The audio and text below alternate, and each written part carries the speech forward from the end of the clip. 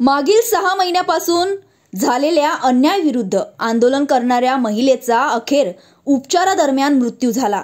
त्यामुळे मागण्या पूर्ण झाल्याशिवाय आईचा अंतिम विधी करणार नसल्याचा निर्णय मृतक महिलेच्या मुलीने घेतला आहे।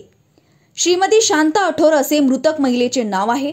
शांताबाई अठोर यांचे घर आणि अनुकंपा तत्वावरील त्यांची नोकरी दुसऱ्या महिलेला देण्यात आली। त्यामुळे ती नोकरी आणि घर त्यांची मुलगी विजया उकरडा अठोर यांना मिळावी याकरिता मागील 6 महिन्यापासून शांताबाई व त्यांची मुलगी विजया अठोर ह्या आंदोलन करीत आहेत। आंदोलन सुरू असताना 2 वेळा शांताबाई अठोर यांची प्रकृती घालावली, त्यामुळे त्यांना उपचाराकरता जिल्हा सामान्य रुग्णालयात दाखल करण्यात आले होते। उपचार सुरू असताना अखेर शांताबाई अठोर यांचा मृत्यू झाला। त्यामुळे मागण्या मान्य झाल्याशिवाय शांताबाई यांच्यावर अंतिम संस्कार करणार नसल्याचा निर्णय विजया कठोर यांनी घेतला आहे।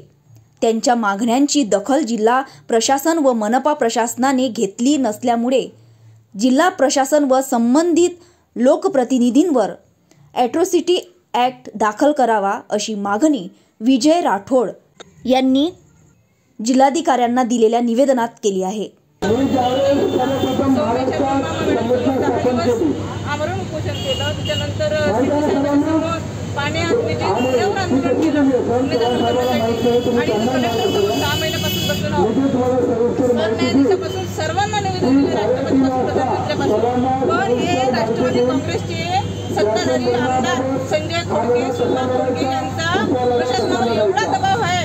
आम्ही त्यांच्या काही विरोधात नव्हतो, आम्ही त्यांच्या विरोधात प्रचार नाही केला, त्यांच्या विरोधी पक्षातही नव्हतो। आम्ही सर्वसाधारण घरातल्या कम्युनिटी जातीच्या महिला आहोत। माझ्या वडिलांची अनुकंपा नव्हती, फक्त एका अर्जावर त्याचा कार्यकर्ता तो सागर अठोर, त्याची आई आठवण आकाश अठोर त्यांची कार्यकर्ती राष्ट्रवादी असल्यामुळे फक्त त्या एका अर्जावर अनुकंपा नव्हती देण्यात आली। माझ्या आईचं सहमती पत्र न घेता, पत्र न घेता त्याच्यानंतर तेवढ्यावर थांबली नाही। माझा वकील ॲडव्होकेट गिरीश वैष्णव त्यांनी पेंडिंगवर घेतला, तेव्हा मी त्याच्याकडे केस दिली होती आणि त्याच्यानंतर 2014 मध्ये तिचं फक्त आडनावानं घर हस्तांतरण केलं। माझ्या वडिलांचं सर्व्हिस पण गहाळ आहे, असिस्टंट गहाळ आहे आणि एवढ्या सगळ्यावर आम्ही तक्रारी केल्या, पण एकाही तक्रारीवर आतापर्यंत गुन्हे दाखल झालेले नाही।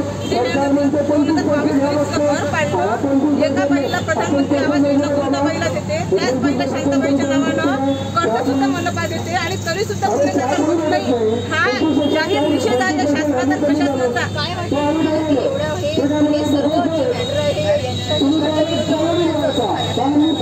फक्त यांचा असा होता, आम्ही जर त्यांना न्याय मिळवून दिला तर आमच्या पक्षाची राष्ट्रवादी काँग्रेसची प्रतिष्ठा कुठेतरी कमी होणार आहे।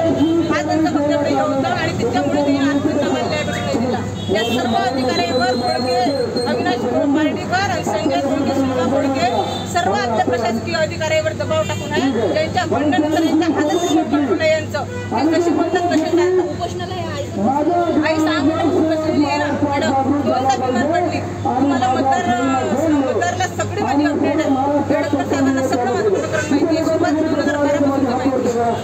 प्रत्येक वेळेस मी पण इन्फॉर्मेशन दिली आहे माझी। आता आम्ही 6 महिने माझी आई जिवंत असताना बसली ना, आता मी 6 महिने बसली माझ्या आईला घेऊन, माझा जीव दिला तरी झाला। काय सांगाल की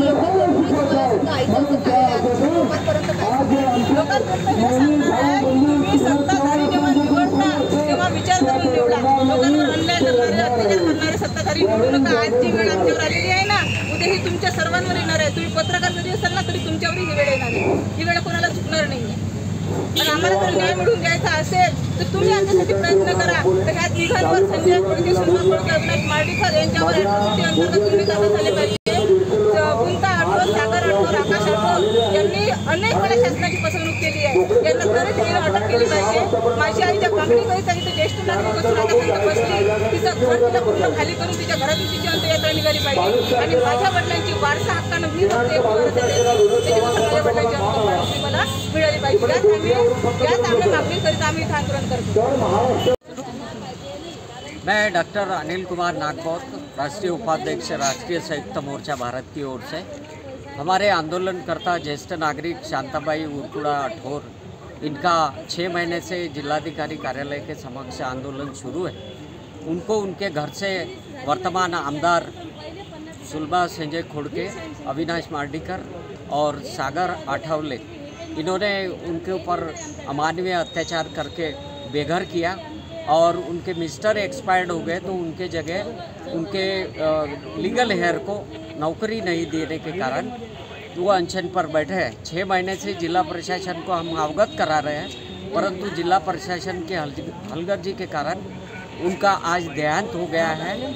इसके लिए राष्ट्रीय संयुक्त मोर्चा मांग करता है कि उन्हें नुकसान भरपाई पर महाराष्ट्र शासन 1 करोड़ नुकसान भरपाई मुआवजा दे और उनके लीगल हेयर को शासकीय नौकरी प्रदान करे।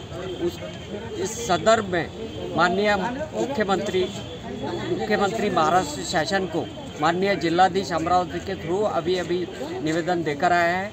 जब तक इस पर जिला प्रशासन या महाराष्ट्र शासन दखल लेकर कोई कार्रवाई नहीं करते, तब तक वहाँ उनके शरीर का अंतिम संस्कार नहीं किया जाएगा।